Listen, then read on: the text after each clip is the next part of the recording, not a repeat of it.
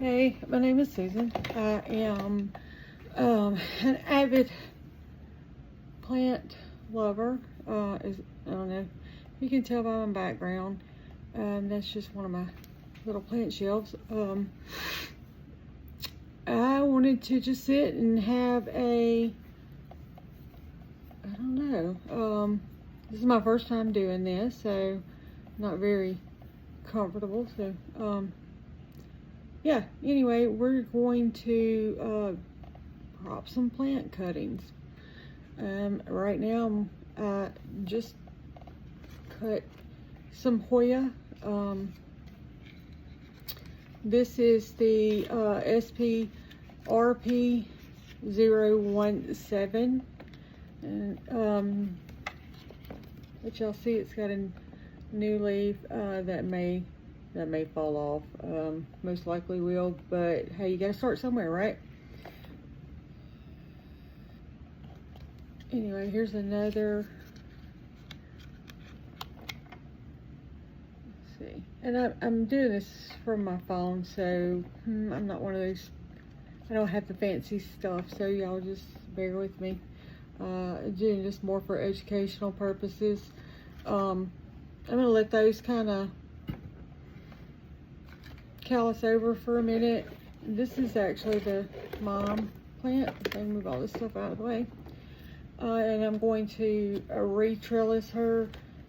She still has one big long vine. She's got several new vines coming. So I want to, and then of course this is the vine that I cut earlier. I'm going to go ahead and wrap these back up. And you may when you trellis a Hoya, you want to trellis it in a counterclockwise fashion. That's the way they grow in the wild when they attach to a tree or whatever, whatever's closest by for them to attach to. They always, well, for most of them, grow in a counterclockwise fashion. And let me make sure y'all can see that. And I apologize for the grow light in the background, but if I don't have it on, this video would be very dim. So I'm going to go ahead. I've got it wrapped around. I'm going to take one of my little plant clips here. I like to use these. These seem to fit my trellises very well. And yeah, we're just gonna clip it up there, hold on to it.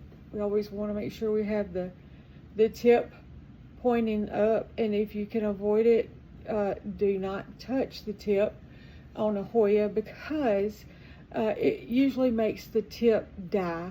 So you want to keep that new growth going by not touching it. So I'm gonna turn this around, and I'm going to take, if you can guys see, I'm going to take, I already got a clip right here, the bottom, just to kind of hold everything together. And I'm going to take another clip and put right here in the middle. Doesn't matter which way you put it, just put it, that way it secures the Hoya to the trellis. Now, before I cut her, which I didn't video, honestly, I'm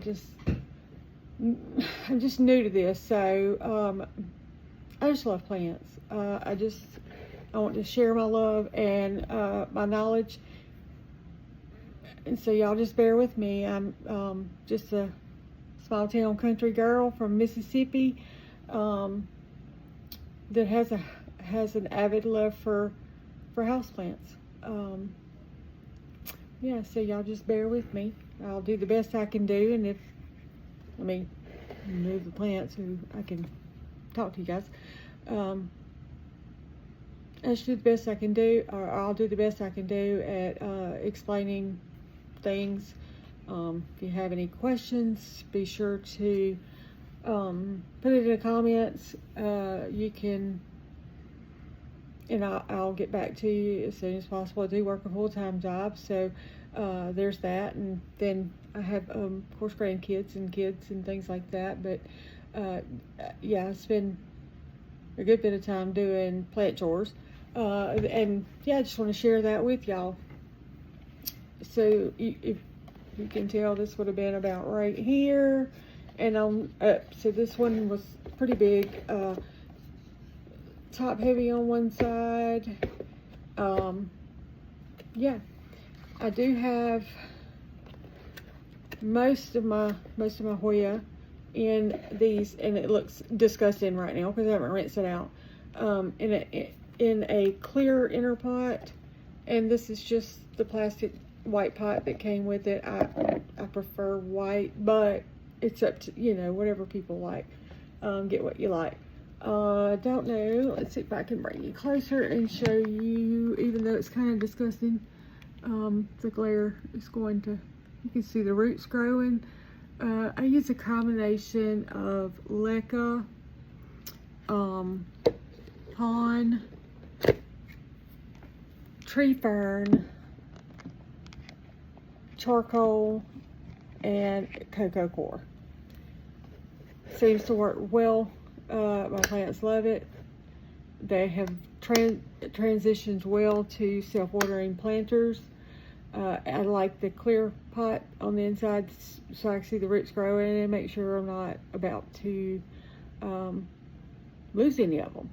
So I'm going to move this bad boy over here because yeah, I have to go put it back on the shelf. And I'm going to pop these up real quick, hopefully real quick, because I'm a little clumsy. So you guys bear with me. I may need to actually get some bigger pots. I just brought some small ones out. Yeah, I may actually have to get some bigger pots. But we'll wait till last and do that. So let me go ahead. I do have some cuttings here. This is a Lacanosa Moonshine, and I'm going to pot those up because they're small. So that I can take my little pot. I have my potting mixture down here. In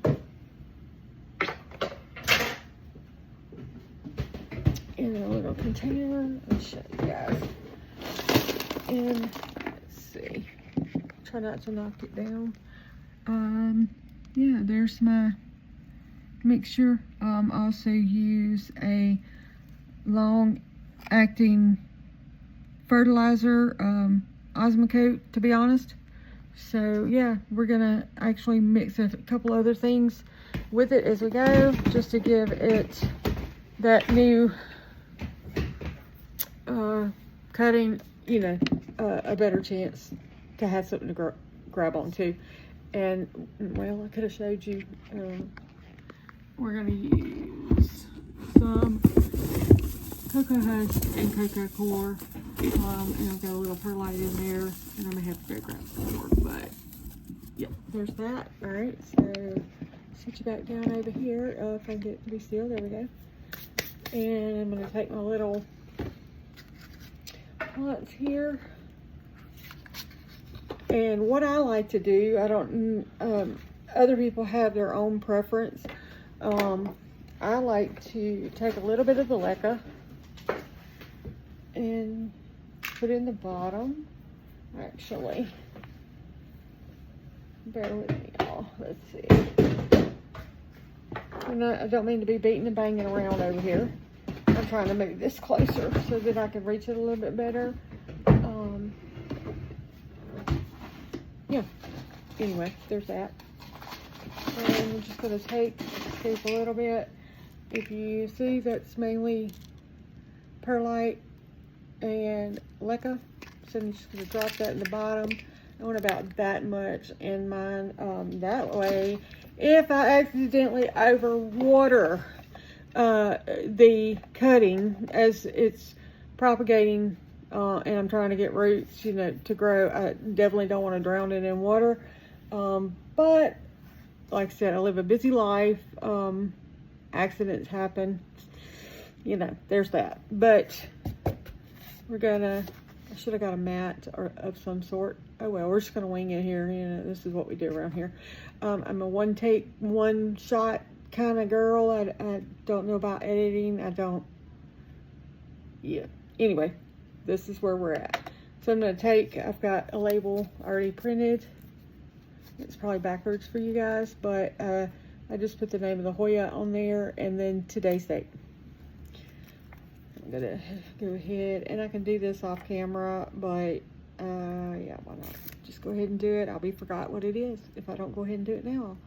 Oh, actually, this is the wrong label. So let me do the correct label. I just use a regular label maker. This is nothing fancy.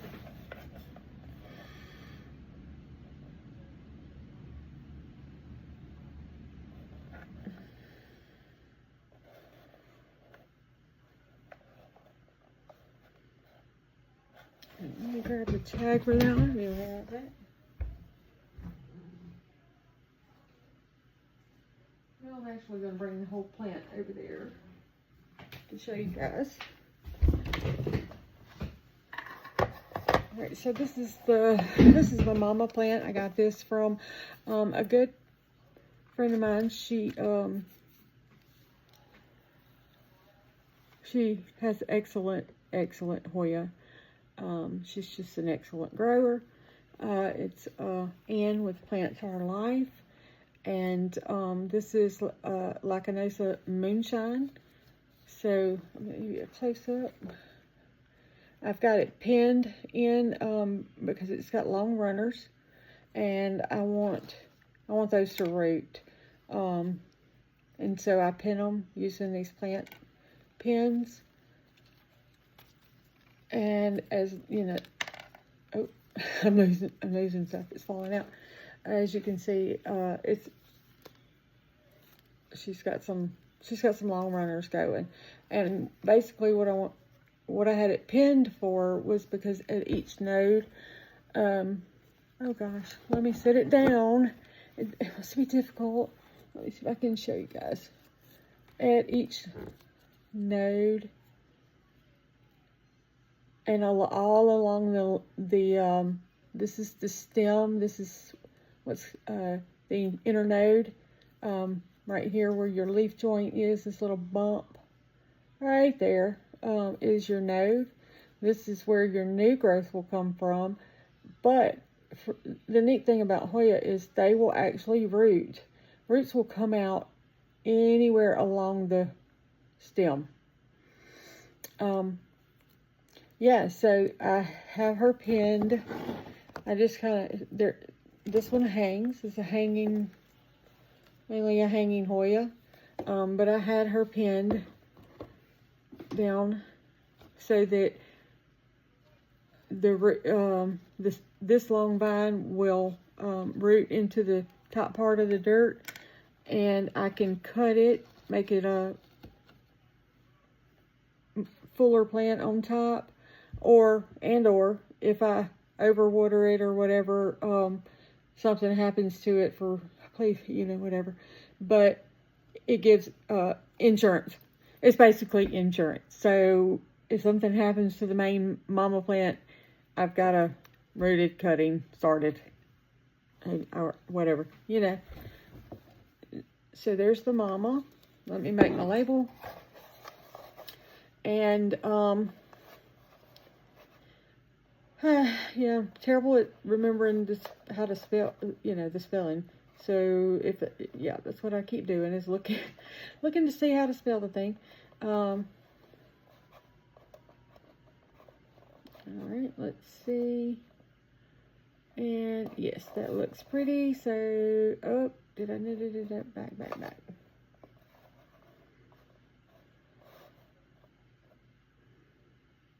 It would help if I put Moonshine, S-H-I-N-E.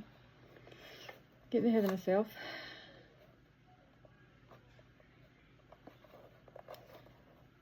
Now, then I'm going to print that out. So, I don't want to make this video too long because, yeah, anyway, I don't want to make it too long and bore you guys to death. I grew up around plants, not necessarily house plants, but my dad was a huge collector. He was a amateur botanist, so to speak, and he had thousands of camellias, daylilies, azaleas. He had thousands. And so as I got older, you know, when I was younger, I didn't appreciate it really. Just to be 100% honest, I didn't. But as I got older, especially now that my kids are grown and they've moved off. I have two daughters, and they're not home all the time, so you know, it's just me and my husband, and so we yeah, I just got back into plants on a larger scale. I need to grab, and my husband's fixing to walk in the door, so I may have to end this video and pick up on another video, since this one is, oh my gosh, yeah, getting really long. Yeah, so I'm going to pot these up, and I'll show you the end product. I don't have a way, let's see, maybe I can pause this. Hang on a second, let's figure it out here together. And I'll pause it.